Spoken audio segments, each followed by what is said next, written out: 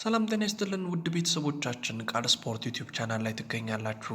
እስካሁን ሰብስክራይብ ካላደረጋችሁ ሰብስክራይብ በማድረግ እንጀምራለን። ከዚህ በማስቀጠል አጫጭር ስፖርታዊ ዘገባዎችን ከሀገር ውስጥም ከውጭ የምናደርሳችሁ ይሆናል። አብራችሁን ቆዩ። ትላንት የተደረጉ ጨዋታ ውጤቶችን በመጠቆም እንጀምራለን። በኢትዮጵያ ቤት ኪንግ ፕሪሚየር ሊግ ሐዋሳ ከተማና ወልቂጤ ከተማ ተጫውተው ነበረ። በአዳማ ዩኒቨርሲቲ ሐዋሳ ከተማ 1-0 በሆነ ውጤት አሸንፏል። ባህር ዳር ከተማን የገጠመው አርባ ምንጭ ከተማ ደግሞ 1-0 በተመሳሳይ ውጤት ጨዋታቸውን አጠናቀዋል። ሌሎች ተጠባቂ የነበሩ ታላላቅ የአውሮፓ ሊጎች በትላንትናው ምሽት ሲካሄዱ ነበረ። በእንግሊዝ ፕሪምየር ሊግ ኤቨርተን እና ሌስተን ተጫውተው ነበረ። 1-1 በሆናቸው ውጤት አጠናቀዋል።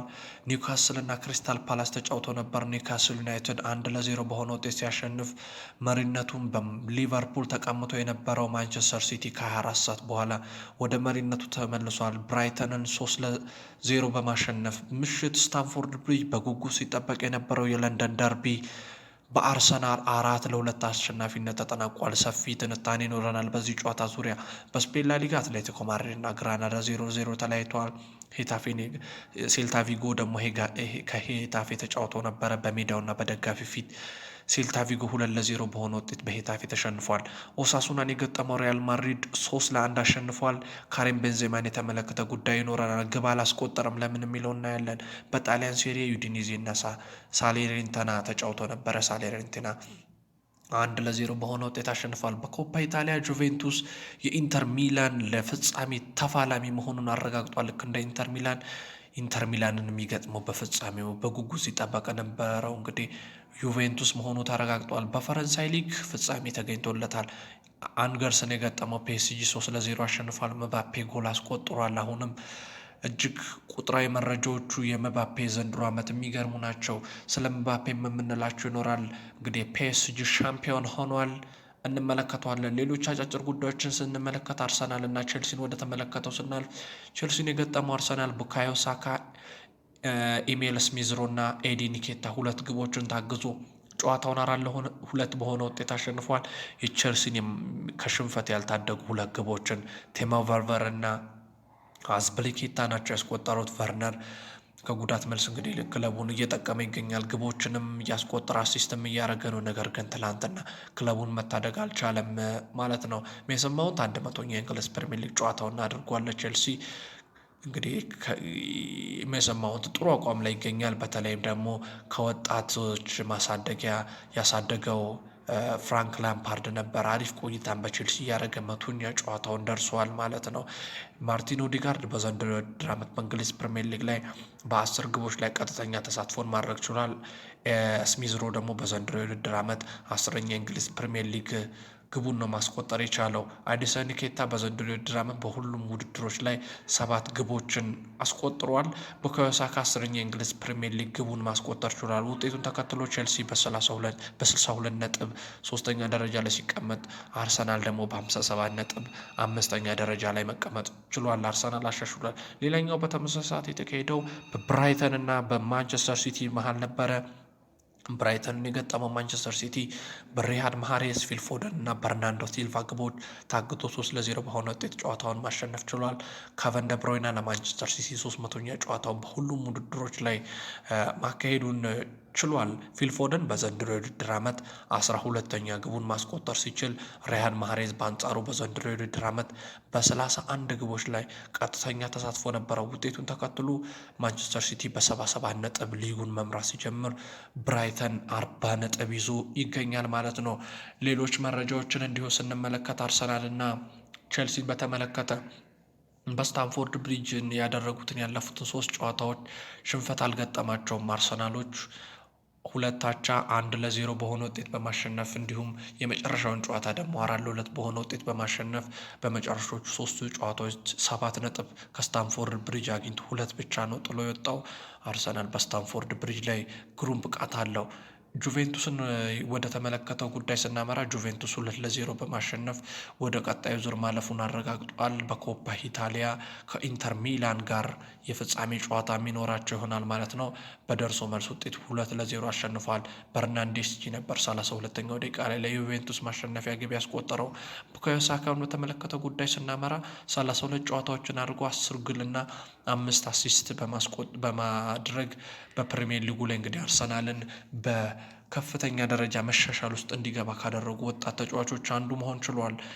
ሌላኛው ማንቸስተር ሲቲ ሲያሸንፍ ሪያድ ማህሬዝ ነበረ። ሪያድ ማህሬዝ ድንቅ ነበረ። በምሽቱ ጨዋታ በማንቸስተር ሲቲ ላይ ያለውን ሪካርድ እንመለከታለን።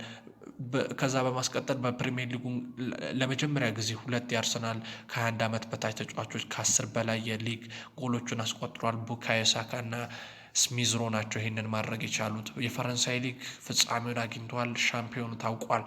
ኤንጀርስን የገጠመው ፒኤስጂ በመባፔ ራሞስ እና ማርኪኒዮስ ግቦች ፒኤስጂን ሻምፒዮን ማድረግ ችለዋል። ኤንጀርስ ተሸንፈዋል።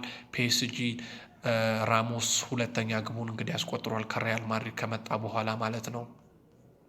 ሌላኛው መረጃችን የደረጃ ሰንጠረዡን ስንመለከት በእንግሊዝ ፕሪሚየር ሊግ ማንቸስተር ሲቲ 77 አለው፣ ሊቨርፑል 76፣ ቼልሲ 62፣ ቶትንሃም እና አርሰናል እኩል ተመሳሳይ ነጥብ ላይ መድረስ ችሏል በ57። ሁለቱም ቀሪ ጨዋታ አላቸው ማለት ነው።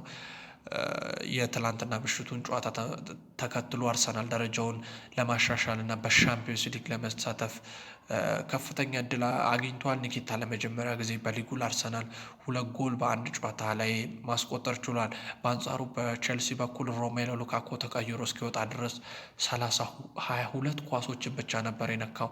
97 ሚሊዮን ፓውንድ ወጥቶበታል ለዚህ ተጫዋች። ሴዛር አስፕሊኬታ ሌሎች ክለቦች ላይ ካስቆጠረው ግብ በላይ አርሰናል የተሻለ ሪካርድ አለው። ሲቲና ብራይተን የተመለከተ ጉዳይ ስንመለስ ፊል ፎደን ከብራይተን ጋር ባደረጋቸው ያለፉት የአራት የሊግ ጨዋታዎች በ6 ጎሎች ላይ ተሳትፏል። 5ቱን ነው ማስቆጠር የቻለው፣ አንዱን አሲስት አድርጓል። የትኛውም ክለብ ላይ ካስቆጠረው ጎል በላይ ብራይተን ላይ ይቀነዋል ማለት ነው። የድንቅ ኮከብ ሪያድ ማህሬዝን ወደ ተመለከተው ጉዳያችን ስንመለስ ሪያድ ማህሬዝ በዚህ ዓመት ለማንቸስተር ሲቲ ብዙ ግብ ያስቆጠረውና አሲስት ያደረገው በድምሩ ሪያድ ማህሬዝ ሆኗል። 31 ኳሶች ላይ ተሳትፎ ነበረው። ኬቨን ደብሮይን 22 ላይ፣ ፊል ፎደን 21 ላይ በቅደም ተከተል ይገኛሉ። ሪያድ ማህሬዝ በህይወቱ ለመጀመሪያ ጊዜ በአንድ ሲዝንም ከ30 በላይ ጎሎች ላይ በቀጥታ መሳተፍ ችሏል። 41 ጨዋታዎቹን አድርጎ 23 ጎሎቹን ሲያስቆጥር 7ቱን አሲስት አድርጓል። ማንቸስተር ሲቲ ድንቅ እንዲሆን ካስቻሉት አንዱ ይሄ ነው። ክሊያን ምባፔ አሁኑ የፒኤስጂ ሁለተኛ ከፍተኛ ጎል አስቆጣሪ ሆኗል። 113 ጎሎች አስቆጥሯል። እሱን የሚበልጠው ኤዲሰን ካቫኒ ነው ለፒኤስጂ 138 ጎሎችን በማስቆጠር ማለት ነው። ሪያል ማድሪድ ወደተመለከተ ጉዳይ ስናመራ አላባ፣ አሴንሲዮ እና ቫስኩዝ ባስቆጠሯቸው ጎሎች ኦሳሱናን 3-1 በሆነ ውጤት ማሸነፍ ችለዋል። ካረም ቤንዜማ ግብ አላስቆጠረም። ነገር ግን ሪያል ማድሪድ 78 ነጥብ ደርሷል። ከተከታዩ አትሌቲኮ ማድሪድ ጋር ያለውንም ነጥብ ልዩነት እጅግ በከፍተኛ ሁኔታ አስፍቶታል። አሁን ላይ አትሌቲኮ ማድሪድ ደርሶበት ዋንጫውን ይነጥቋል የሚል ስጋት የለም። 78 ነው ያለው ሪያል ማድሪድ። አትሌቲኮ 61 አለው። 2 ቀሪ ጨዋታ ያለው ባርሰሎና 60 ነጥብ ይዟል። እንዲሁም ሴቪያ በአንድ ቀሪ ጨዋታ 60 ነጥብ ይዞ በአራተኛ ደረጃ ላይ ይገኛሉ። የሴሪ ደረጃን ስንመለከት ኤሲ ሚላን አሁንም እየመራ ነው። አንድ ቀሪ ጨዋታ ካለው ኢንተር ሚላን በ1 ነጥብ ይበልጣል። 33 ጨዋታ 71 ነጥብ አለው። ኢንተር ሚላን በአንጻሩ በ32 ጨዋታ አንድ ጨዋታ ዝቅ ብሎ 69 ነጥቦች አሉት። ናፖሊ በ33 ጨዋታ 67 ነጥቦችን ይዞ ሶስተኛ ሲገኝ ዩቬንቱስ ዘንድሮ አሽቆልቁሏል። 33 ጨዋታን አድርጎ ማሳካት የቻለው 63 ነጥብ ብቻ ነው። ቶማስ ቱሄል 5 ግቦችን አስቆጥረን 4-2 ተሸንፈናል ብለዋል። ቀላል ነው።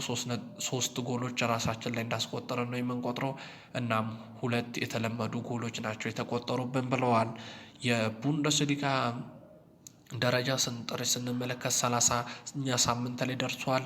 ባየር ሙኒክ ሻምፒዮን ለመሆን ጥቂት ነው የቀረው። 72 ነጥብ አለው። ከተከታዩ ብሩሲያ ዶርትመንድ ግን 63 ላይ ነው የሚገኘው። አርቢ ላይፕዚግ 54፣ ባየር ሊቨርፑልን 52 ይዘው ከ1 እስከ 4 ያለውን ደረጃ ይዘዋል። ስሚዝሮ በፕሪሚየር ሊጉ 28 ጨዋታዎችን አድርጓል። 14 ኳሶች ላይ ቀጥተኛ ተሳትፎ ነበረው። 10ሩን አስቆጥሮ 4ቱን አሲስት ማድረግ ችሏል። ፓሪስ ሰን ዠርሜን ሻምፒዮን ሲሆን 77 ነጥብ ይዞ ነው በ33 ጨዋታ።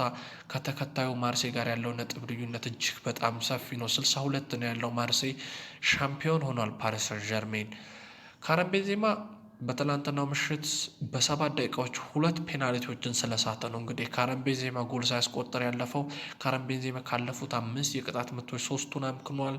ካረም ቤንዜማ በጨዋታ ላይ የሚያስቆጥራቸው ኳሶች ናቸው። እንግዲህ የሪያል ማድሪድ ውጤታማ ያደረጉት ለፍጹም ቅጣት ምት እንግዲህ ኮከቡ ክርስቲያኖ ሮናልዶ ከወጣ በኋላ ካረም ቤንዜማ ነው እየመታ የሚገኘው።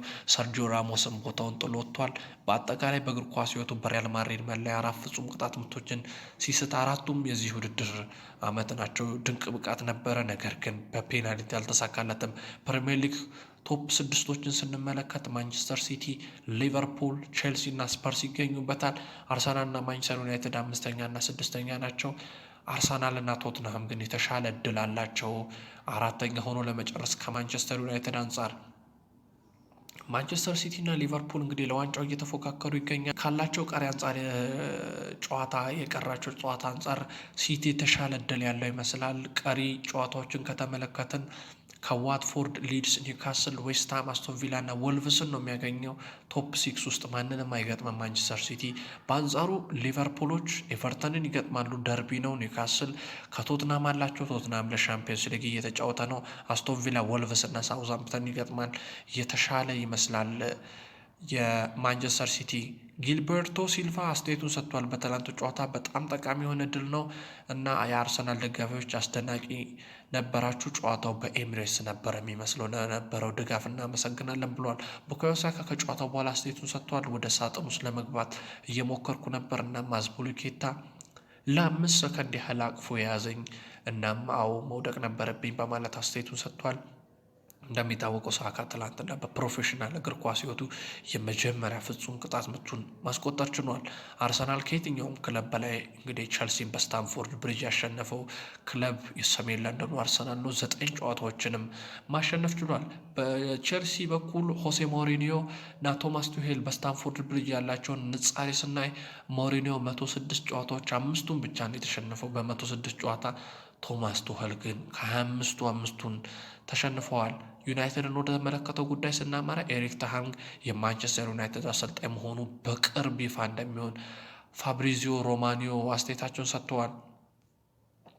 ፒኤስጂ ሻምፒዮን ሆኗል ብለናቸዋል። የፈረንሳይ ሊግ ዋን እንደ ሌሎቹ ሊግ በጣም አጓጊ መሆን አልቻለም። በዚህ ዓመት በጊዜ ተጠናቋል። ፕሪሚየር ሊጉ ግን እስካሁን አለ። ቡንደስ ሊጋውም ወደዛ እየሄደ ይመስላል። የጣሊያን ሴሪያ እጅግ አጓጊ ነው በዘንድሮ የውድድር ዓመት። የዛሬ ጨዋታዎችን ጠቁመናችሁ እናብቃ።